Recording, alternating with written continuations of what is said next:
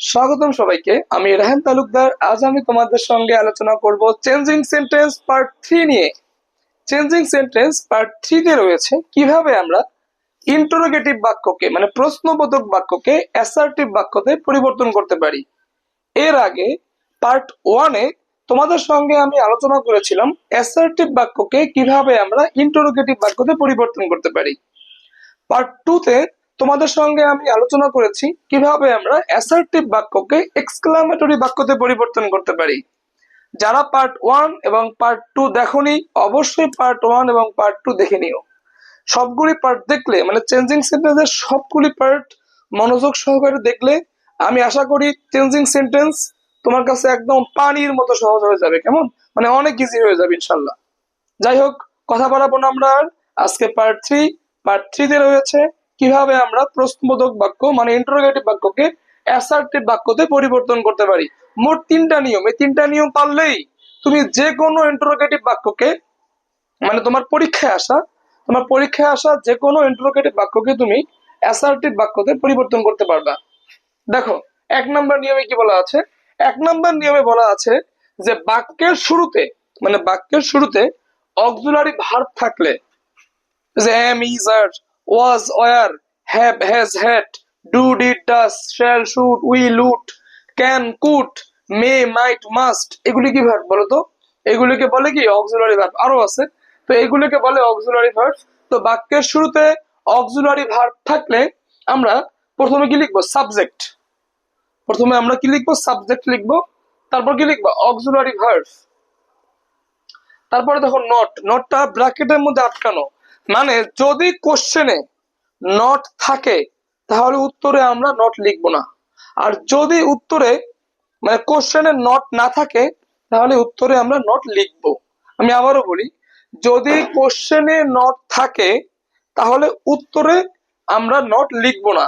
আর যদি কোশ্চেনে নট না থাকে তাহলে কিন্তু উত্তরে আমাদেরকে এসে নট লিখতে হবে।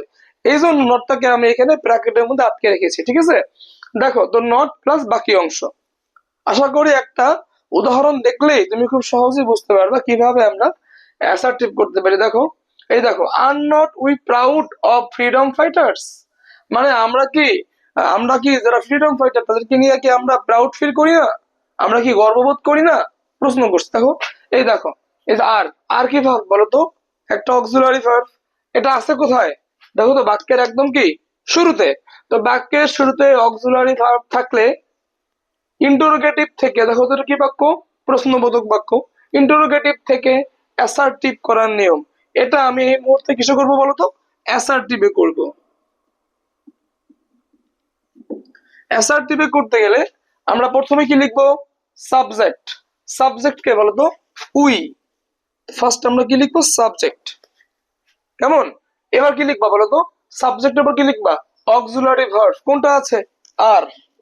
এখানে আমরা ভার্বটা লিখবো আর, উই আর। তারপর দেখো তো নট ব্র্যাকেটের মধ্যে, মানে কি যদি কোশ্চেনে নট থাকে উত্তরে কি নট লিখবো? লিখবো না। আর যদি কোশ্চেনে নটটা না থাকতো তাহলে এখানে আমাদের উত্তরে এসে নটটা লিখতে হতো। যেহেতু কোশ্চেনে নট দেয়া আছে আমরা কিন্তু উত্তরে এসে নটটা আর লিখবো না, মানে এখানে নটটাই বসবে না। এখানে বসবে না। প্লাস দেখো কি বসবে? প্লাস বসবে বাকি অংশ। কি বাকি আছে? Proud of our freedom fighters. Proud of our freedom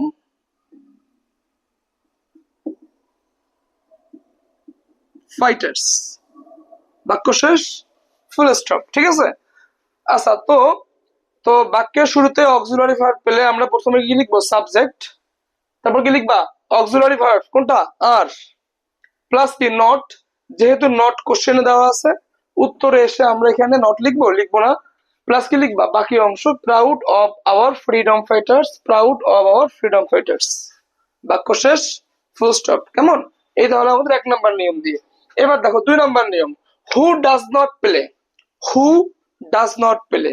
who does not play কিভাবে আমরা ইন্টারোগেটিভ থেকে অ্যাসার্টিভ করবো। দেখো, এভরিবডি। আমরা প্রথমে কি লিখবো?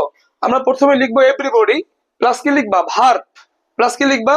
Verb. Everybody plus verb plus S বা ইয়েস।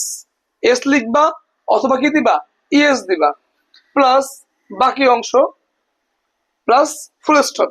দেখো এই দেখো তুমি একটা উদাহরণ দেখো, এই দেখো যে who does not respect an honest man, কে একজন সৎ লোককে সম্মান করে না।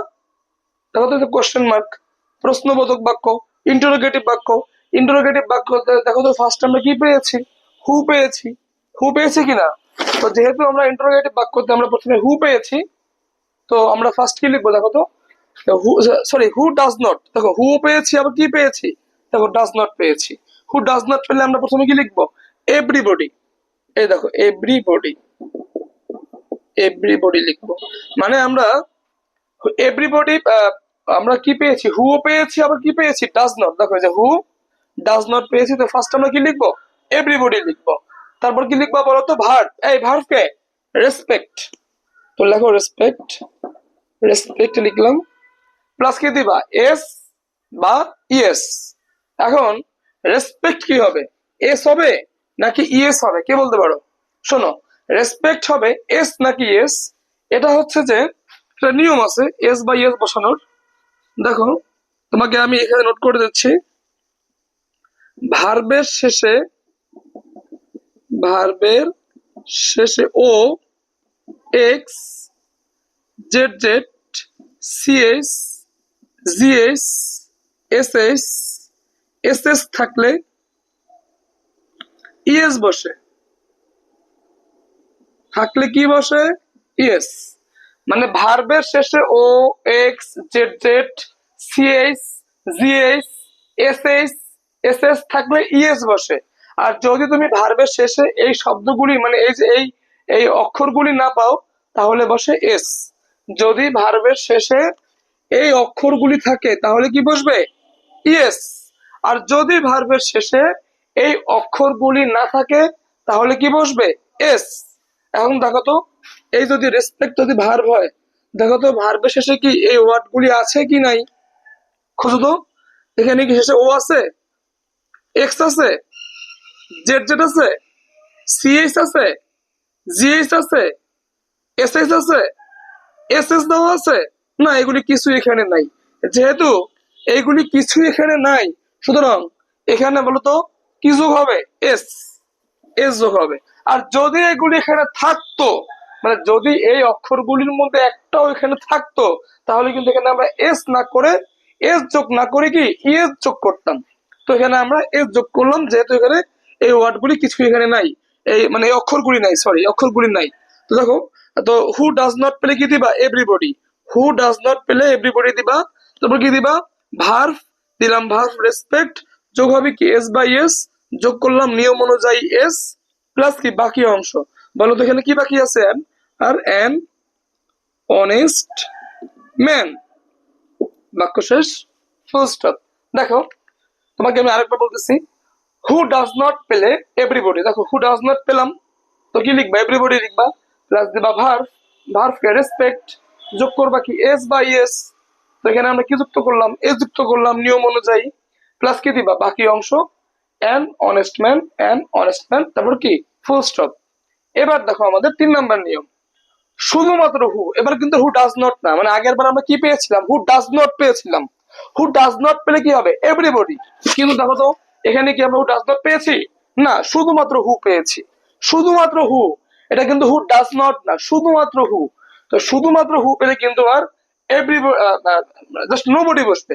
মানে হু ডাজ নট পেলে কি বসবে এভরিবডি, কিন্তু শুধুমাত্র হু পেলে কি বসবে বলতো, শুধুমাত্র হু পেলে বসবে নোবডি, শুধুমাত্র হু পেলে কি বসবে নোবডি। দেখো নোবডি বসবে, শুধুমাত্র হু পেলে নোবডি বসবে প্লাস বাকি অংশ বসবে। দেখো তো কি বাকি আছে এখানে, রেসপেক্টস এ করাপ্টেড পারসন, এই দেখো রেসপেক্টস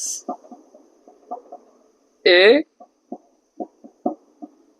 করাপ্টেড পারসন, বাক্য শেষ, ফুল স্টপ।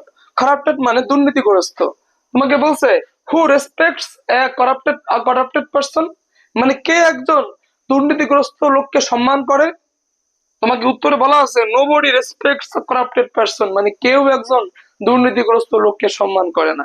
কেমন, এখন ধরো দেখো প্লিজ, শুধুমাত্র হু পেলে কি দিবা নোবডি প্লাস বাকি অংশ রেসপেক্টস আ করাপ্টেড পারসন, রেসপেক্টস আ করাপ্টেড পারসন, বাক্য শেষ, ফুল স্টপ।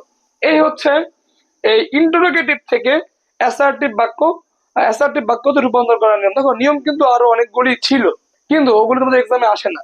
যেমন তোমাদের এই তিনটা নিয়ম দিয়ে তোমাদের পরীক্ষাতে একাধিকবার এসেছে এবং বারবার এগুলি থেকে আসবে ইনশাল্লাহ। সুতরাং এই তিনটা নিয়ম পারলেই তুমি পরীক্ষাতে অ্যাসার্টিভ মানে ইন্টারোগেটিভ থেকে অ্যাসার্টিভ যেটা পরীক্ষা আসবে অবশ্যই করতে পারবে ইনশাল্লাহ। যদি এখনো কারো কোনো কোশ্চেন থাকে অবশ্যই আমাকে কমেন্টে